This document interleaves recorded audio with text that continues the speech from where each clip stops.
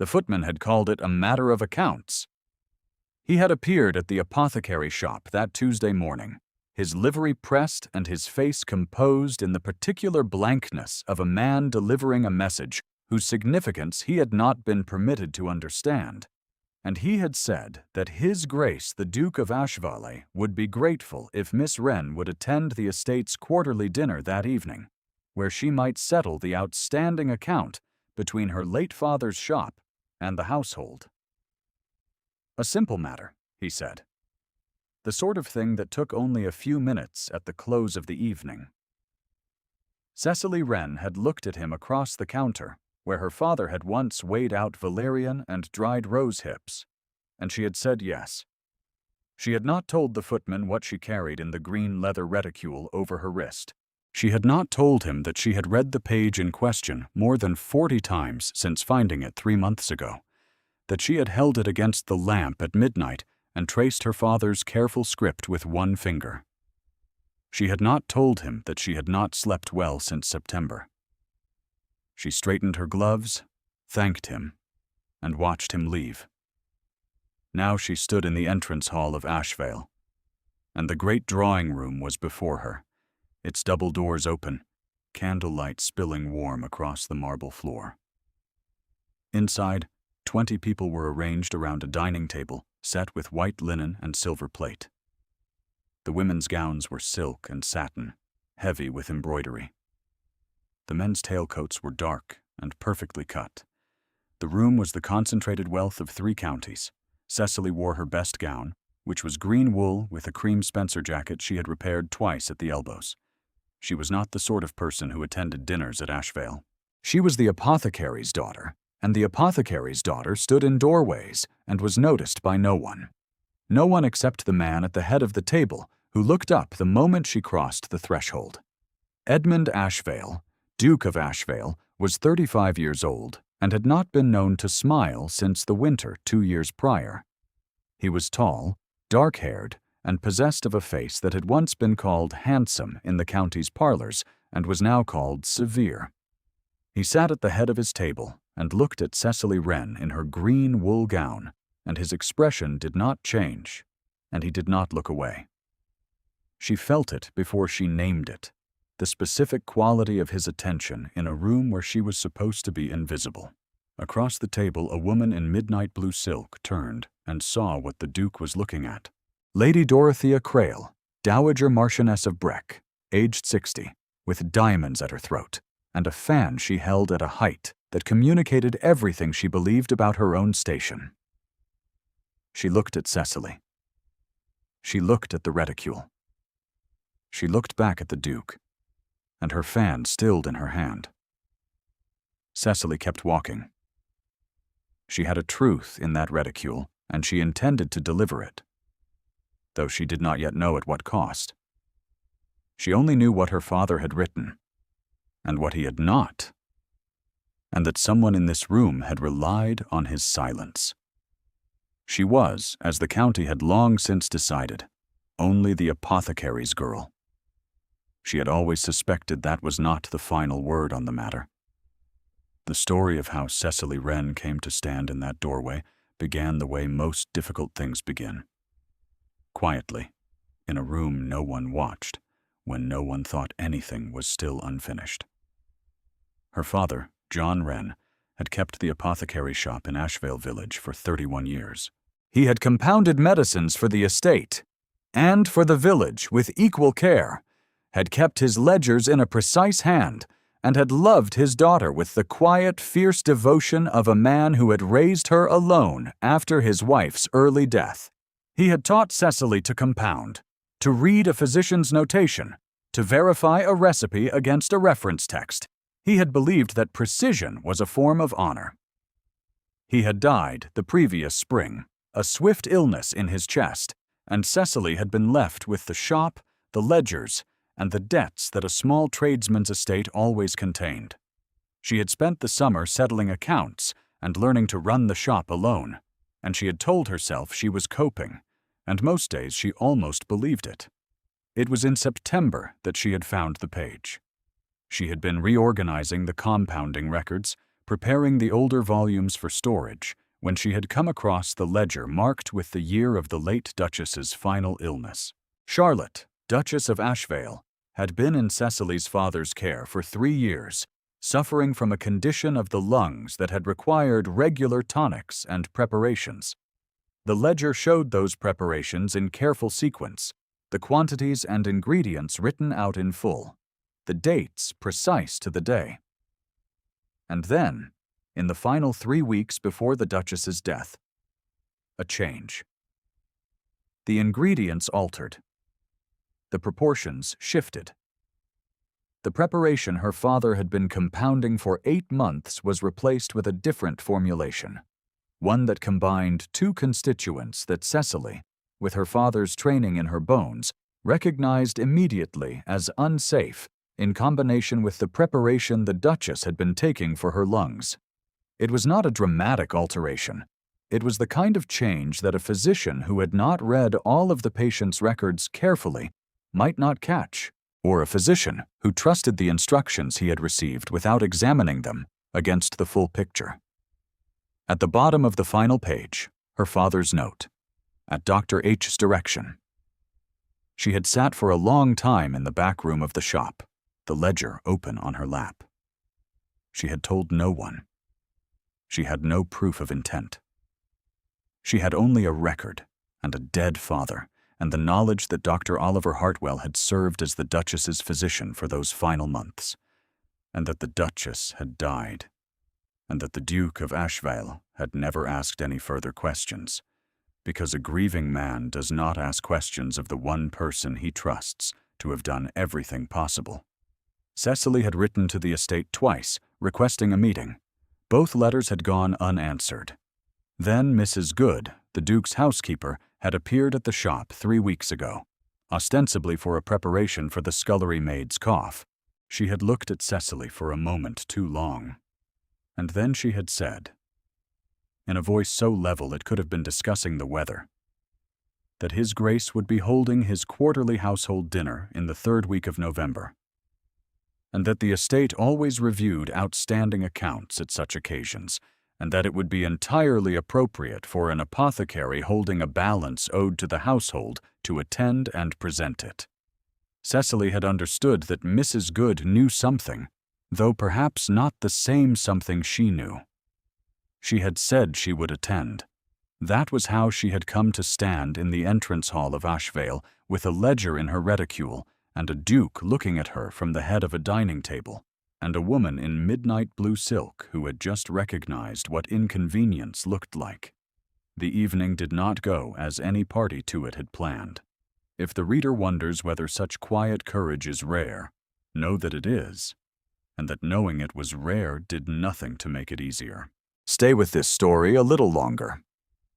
The dinner concluded, and the guests withdrew to the drawing room, and Cecily was directed to a small anteroom off the main corridor, where a footman offered her tea and the information that His Grace would receive her shortly. She sat with the reticule in her lap and listened to the muffled sound of conversation from the drawing room, and she waited. It was not the Duke who came first. The door opened and Dr. Oliver Hartwell entered, and he closed it behind him with the careful efficiency of a man who does not want witnesses. He was 58. Gray at the temples, with hands that had always seemed to Cecily both precise and cautious, the hands of a man who measured everything before he allowed himself to commit to it. He looked at her and said nothing for a moment. He said, "Your father's ledgers are estate property, Miss Wren. I am certain you understand that. The accounts in them concern the estate's medical records, and medical records belong to the physician and to the household." Cecily kept her hands still on the reticule. "My father compounded those preparations in his own shop, Doctor.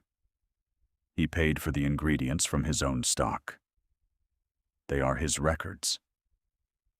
The subjects of those records," Hartwell said, and his voice was very measured, "are the estate's private matter."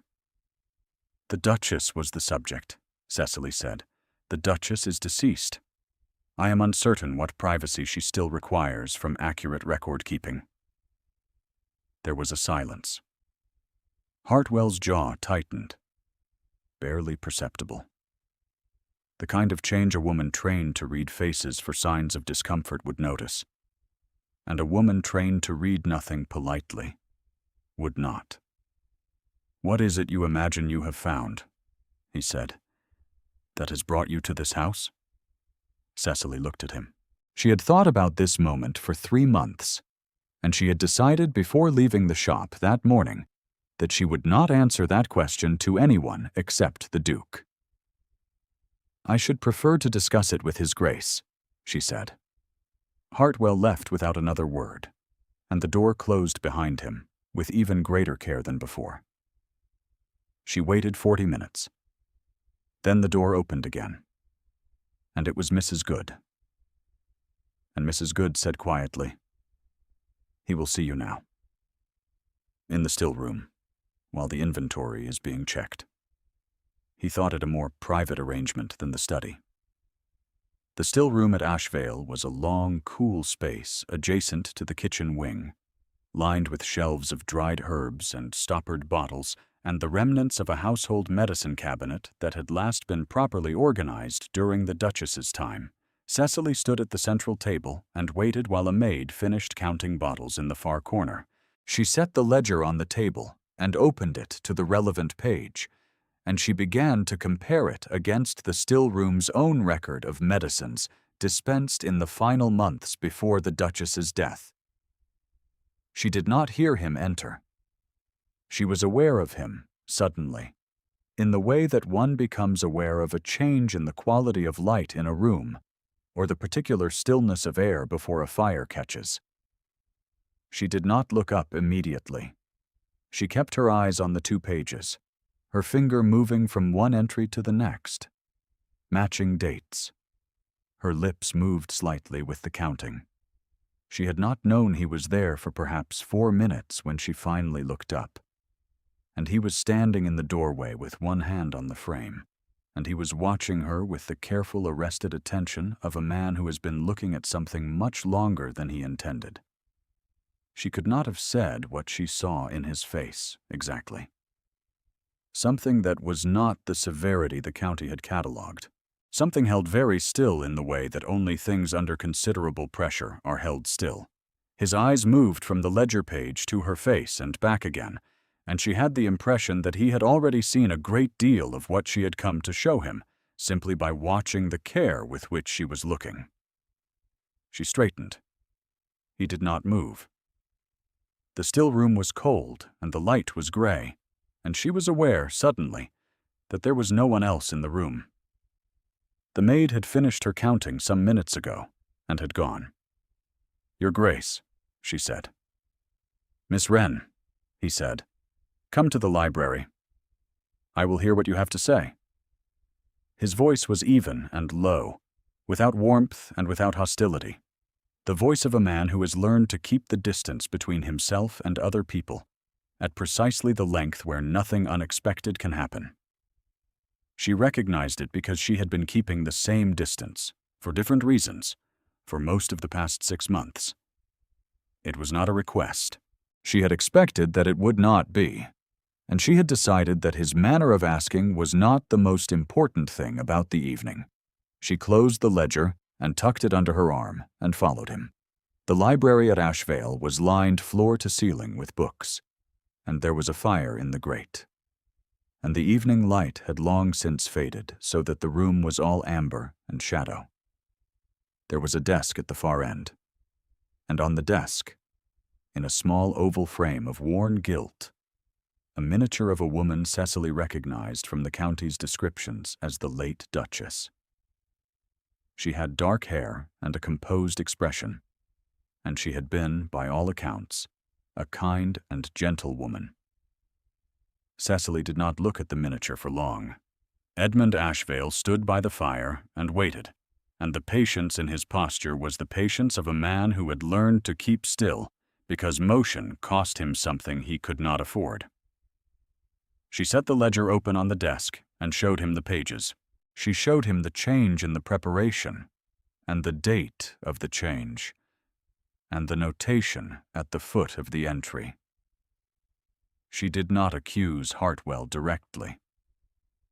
She said only that the preparations in the 3 weeks prior to the Duchess's death differed from those that had been compounded in the preceding 8 months, and that the notation attributed the change to the physician's direction, and that the combination of preparations, in her judgment, and in any standard reference text, would have required careful oversight of the full picture of the patient's existing treatments. Edmund listened. He did not interrupt. He looked at the page for a long time. Then he said, very quietly, "Who else has seen this?" "No one," she said. "I wrote to the estate." The letters were not answered. He looked up from the ledger and looked at her, and she felt the specific weight of a very intelligent man's attention directed at a question he has been asking himself, without knowing how to frame it for 2 years. "I was in London," he said finally. "From March through November. Parliament. Charlotte was not well when I left, but she had been unwell before, and Hartwell had always managed the treatment appropriately. When I came back in October, she was much worse." He stopped. He touched the corner of the miniature's frame, a small gesture, as if checking that it was still there, and he did not look up. "I did not ask the right questions. I trusted that everything that could have been done had been done." She heard the precise shape of his grief in those sentences. Not melodrama, not self-recrimination performed for effect, just the flat, factual account of a man who had been absent and come back to find the world smaller, and had assigned the blame to himself because there was no one else standing in the room when he arrived. She said nothing. She waited. The fire in the grate had burned lower while they spoke, and the room had grown warmer in the way that rooms do when 2 people have been occupying them for some time, attending to each other. She was aware of the distance between them as a physical thing, the specific charged quality of the air across the desk, and she did not name it to herself, because naming it would require her to decide what she meant to do with it, and she was not ready for that question. She could see the effort it cost him to hold himself where he was. He was not cold. She had known that since the still room. A cold man's attention passes over things the way a stone passes over water, leaving nothing. Edmund Ashvale's attention settled and stayed. It had settled on her, in the doorway of the drawing room, and in the still room, and now in the library, with the specific weight of a man who has not allowed himself to look at anything for a very long time, and is not certain what it means that he has started. "Leave the ledger," he said. "I will send for you tomorrow." She left the ledger on his desk, next to the miniature, and she walked out of the library with her heart beating too fast against her ribs and the distinct impression that she had set something in motion that could no longer be recalled. The next morning did not bring the expected summons. What it brought was Lady Dorothea Crail at the apothecary shop door before 9 o'clock, her carriage at the curb, her maid at her elbow, and her expression arranged in the particular gracious severity of a woman who has decided to be magnanimous about something she does not intend to permit. "My dear girl," she said, "I believe there has been some confusion about your father's records." The shop smelled of dried lavender and beeswax, and the morning light came in gray and level through the front window, and Cecily stood behind her father's counter and kept her face composed and her hands flat on the glass.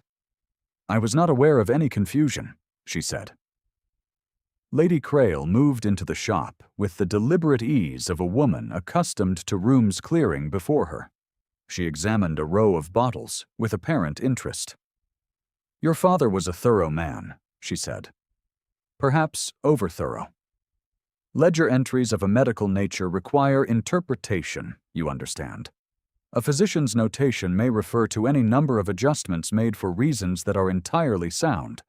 Laypersons often read such records and draw conclusions that a trained medical mind would not. Cecily said nothing. "I spoke with Dr. Hartwell this morning," Lady Crail continued. She set down the bottle she had been examining and looked at Cecily directly. "He reminded me that the apothecary's records from the Duchess's final illness were, strictly speaking, prepared in service to the estate's medical program, and are properly the estate's property to hold and interpret." She paused. "He was most concerned that a young woman in your position, alone and managing accounts that may not fully reflect the complexity of the situation, might inadvertently draw attention to herself in ways that could be uncomfortable." The phrase hung in the air of the shop like smoke. "Uncomfortable for whom?" Cecily said. Lady Crail smiled, and the smile was perfectly warm and entirely without kindness. "Why, for you, my dear. An apothecary's girl making accusations against a physician of Hartwell's standing in a county where your family's livelihood depends on the goodwill of the same households you would be impugning. I would not wish to see you put yourself in that position." She left with her maid, and the carriage moved off, and Cecily stood in the empty shop with her hands flat on the glass counter, and breathed very carefully until she was certain her expression was her own again. She had her answer then?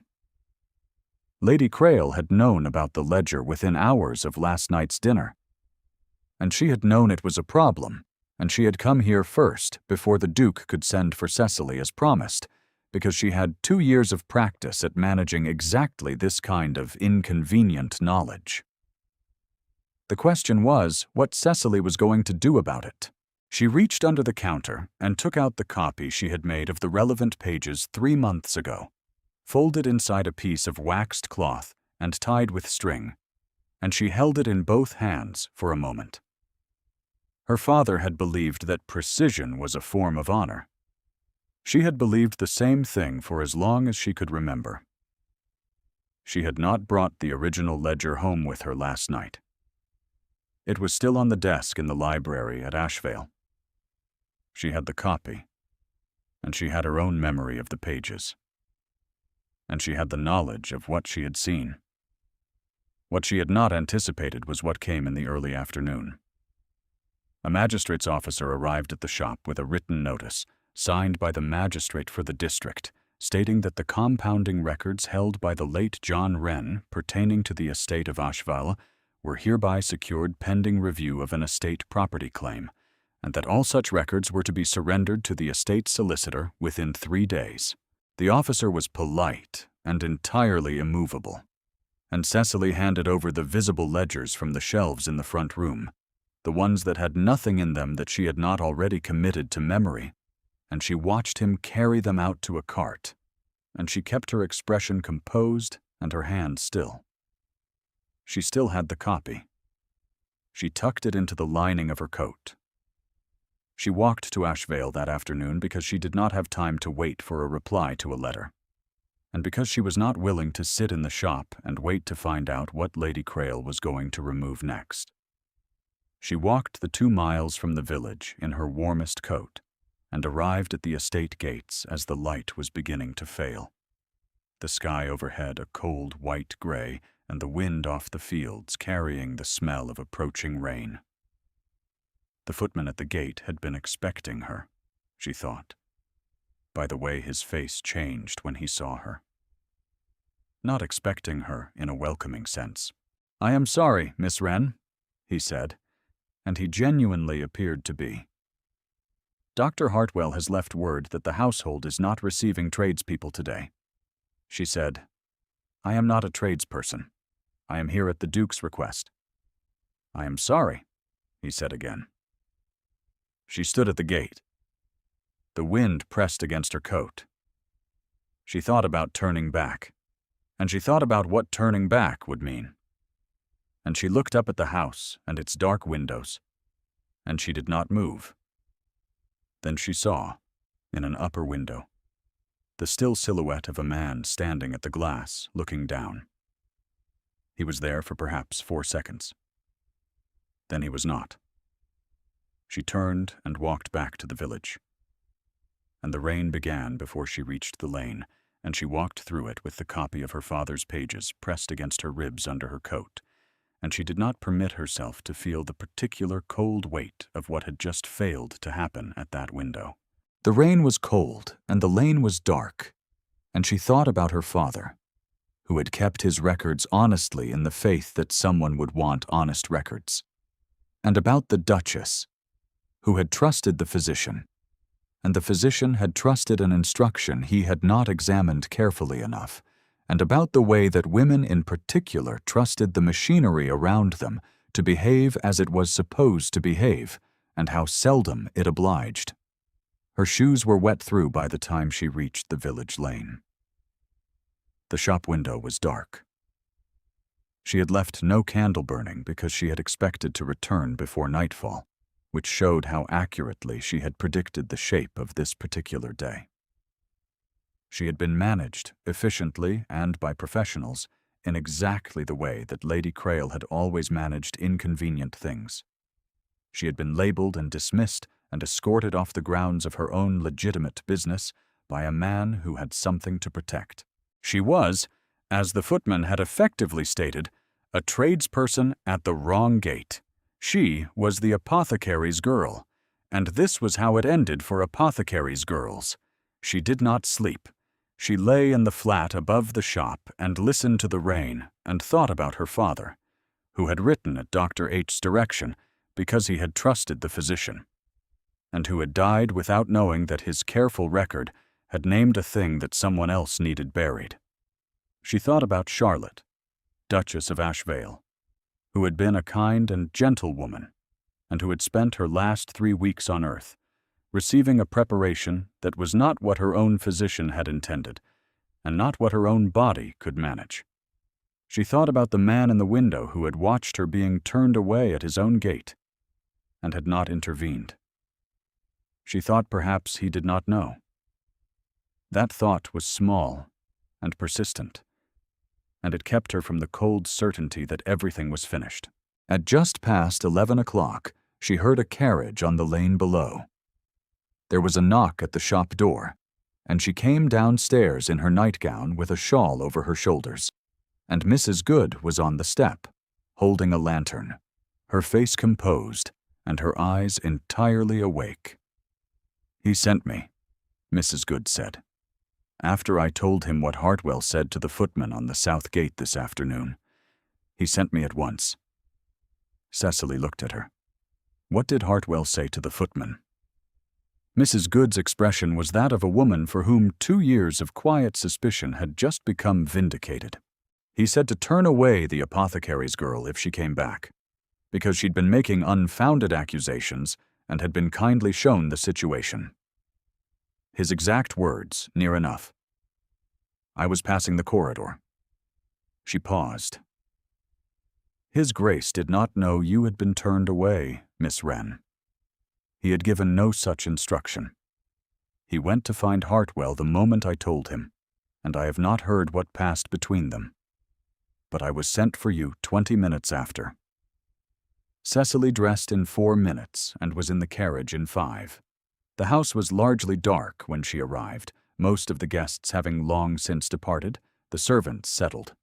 She was brought into the great drawing room, where the candles had been lit and a fire had been built up, and a small collection of people had assembled with the specific quality of people who have been summoned to witness something they did not fully choose. Lady Crail was there, in a chair near the window, her back straight and her hands folded. Ursula Pembridge sat beside her, her rose-pink gown too elaborate for the hour, and her expression carefully blank. A man Cecily did not recognize stood near the door with documents in his hand, whom she learned afterward was the estate's solicitor. Dr. Hartwell stood at the far side of the fireplace, and he was gray in a way he had not been at dinner the previous evening, a specific gray that had nothing to do with age. Edmund Ashvale stood in the center of the room. He had clearly not been to bed.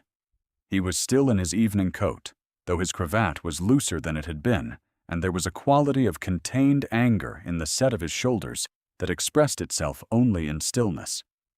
He held Cecily's father's ledger in his hands.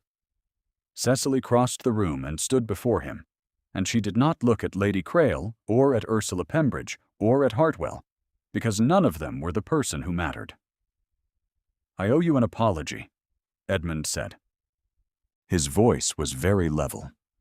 "You came to my gate this afternoon in good faith and were turned away by a man I trusted, on the strength of a characterization of your purpose that I have now been given in full." Hartwell said from across the room, "Your Grace, the girl had come to make accusations about estate matters that she does not have the standing to." "Miss Wren," Edmund said, and the words were flat and final, "speaks with my full trust and my full name." The room was very quiet. Lady Crail's fan, which she had been holding at its usual measured height, came down into her lap. Hartwell did not finish his sentence. Cecily felt something that she could not have named properly in that moment, a specific heat beginning at her sternum and moving upward, though she kept her expression level, because this was not over yet, and she knew it. Edmund turned to the solicitor.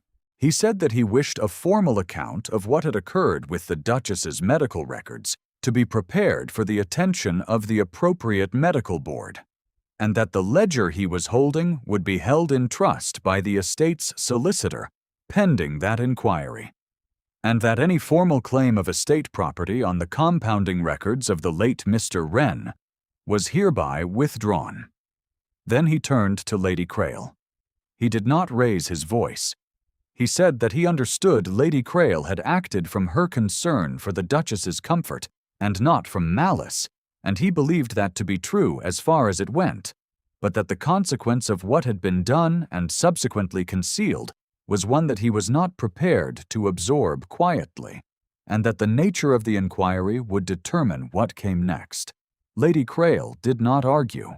She was a woman whose confidence had always been predicated on the assumption that she held more information than the room, and that assumption had just been comprehensively reversed. She rose, and she said, with considerable dignity considering the circumstances, that she would have her solicitor communicate with the estates, and she left, and Ursula Pembridge followed her, and the long evening began at last to resolve. Hartwell remained. He stood by the fireplace and looked at a point slightly to the left of the grate, and when the solicitor had concluded his work and departed, and Mrs. Good had seen the other guests to their carriages, and the drawing-room was empty except for the three of them, he said without being asked. "I was afraid." Neither Edmund nor Cecily replied. "Lady Crail told me the preparation was safe," Hartwell said. "She told me the Duchess had taken it before. I should have checked. I should have reviewed the full record before I made any change. I did not. And I have known what that failure cost since the week of the Duchess's death, and I have not slept one night in 2 years that I have not thought about it." It was not absolution, and it was not, Cecily thought, intended to be. It was a man arriving at the point where the thing he had been carrying had become heavier than silence. Edmund said, "You will resign your position this week. The inquiry will be what it will be." Hartwell left without another word. The drawing-room was very quiet, the fire low, the candles burning down to their collars. Cecily stood in the middle of the room with her father's ledger in her hands, the copy she had made still pressed against her ribs under her coat, and she felt the strange, specific exhaustion of a long-held question finally answered, and the equal strangeness of not knowing what came after. Edmund crossed the room and stood before her, and looked at her with the specific, concentrated attention she had felt across the dining table the evening before. And she looked back at him, and neither of them said anything for a moment. "You walked 2 miles from the village in the rain this afternoon," he said, "to bring a copy of those pages to my door." "I did." "And you were turned away." "I was." "And you went home and waited," he said. rather than going to the magistrate or the medical board directly. She considered that. You had the original ledger. I thought it correct to give you the first knowledge of it. The Duchess was your wife.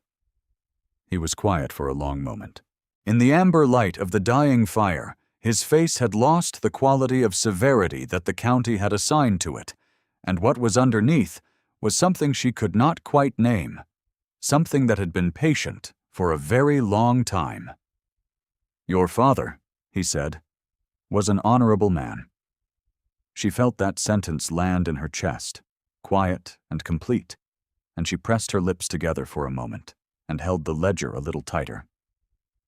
He was, she said. Edmund reached out and placed his hand over hers, where they rested on the cover of the ledger. His hand was warm and his touch was careful.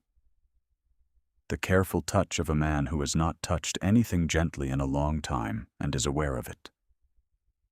They stood like that for a moment, in the emptied drawing room, the fire low and the candles burning, the ledger between them on the desk, and his hand warm over hers. She could feel the steadiness of his pulse through the backs of his fingers. Or perhaps she imagined it. She was not entirely certain, in that moment, what she was imagining and what she was receiving.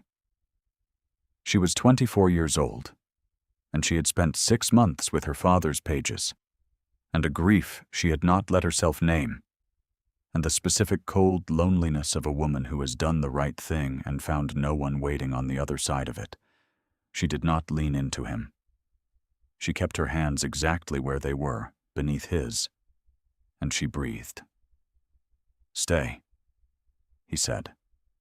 Not a declaration. A command. As his commands always were, which meant the opposite of cold. There is more to discuss in the morning, and the rain has come back, and I will not have you walk home in the dark. She wanted to tell him that she had walked home in the dark before, in worse circumstances, and had been perfectly capable of managing it. She said instead, Yes, Your Grace. He looked at her, and the corner of his mouth moved in something that was not quite a smile, but was the precursor to one, a thing she suspected he had not been in the habit of practicing.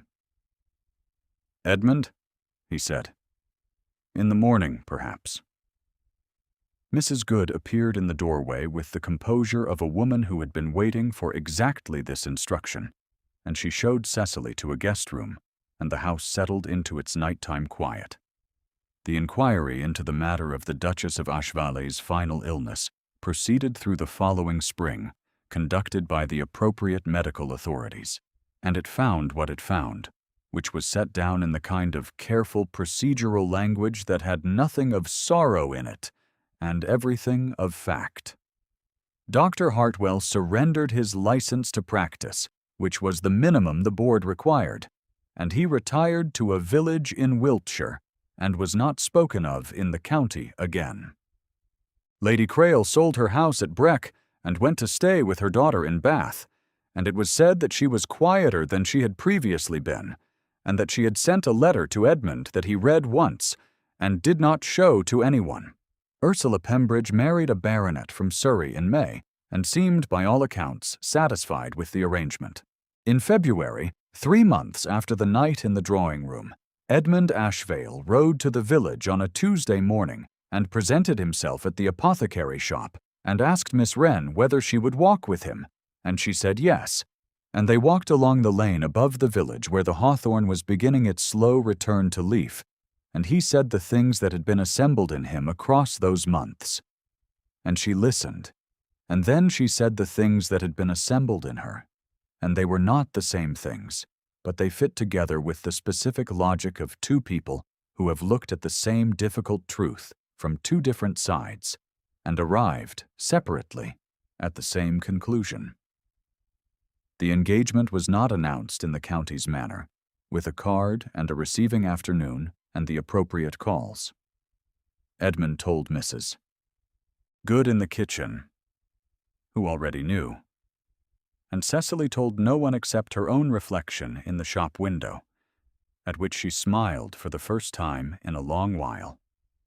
By April, they were married, in the church at Ashvale, with Mrs. Good in the first pew, and a small gathering of people who had known both of them separately and were now watching them become something neither had expected to become again. The library at Ashvale was the same as it had been, with its amber light and its floor-to-ceiling shelves and the fire that Edmund kept burning through the evenings now that the house was inhabited differently. The desk was the same desk. The miniature of Charlotte, Duchess of Ashvale, was no longer on the desk. Edmund had moved it, that night in February when Cecily had come back to the library to return the ledger to its place, to the mantelpiece above the fire, where it stood in a position of honor that was also a position of peace. She was still present. She was not the first thing he touched in the morning. Cecily sat at the desk on a Thursday evening in late April, working through the compounding records she had brought from the shop, which she continued to run from the village 3 days a week, and Edmund sat across the room with a parliamentary document she had already pretended twice not to notice him not reading, and the fire was warm, and the light was amber, and the house was quiet around them. She had her father's copy of the pages on the desk. She would have them bound with the other records eventually, properly catalogued, their place in the story preserved without ceremony.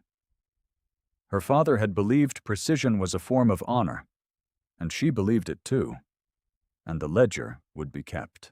Edmund looked up from the document he was not reading and looked at her across the room, and she felt his gaze with the same quality of attention she had felt in the doorway of the drawing room 6 months before, the kind of attention that does not diminish with familiarity, but deepens with it. He said, "You are making notes." "I am," she said. "Good," he said, and returned to his document. And the fire settled, and the evening held them. And outside the window, the last of the April light went slowly out. She was the apothecary's girl. She had always suspected that was not the final word. She had been right. Thank you for staying until the end of this story. If Cecily's patient courage moved you, leave a comment with the moment you most wanted her to be seen.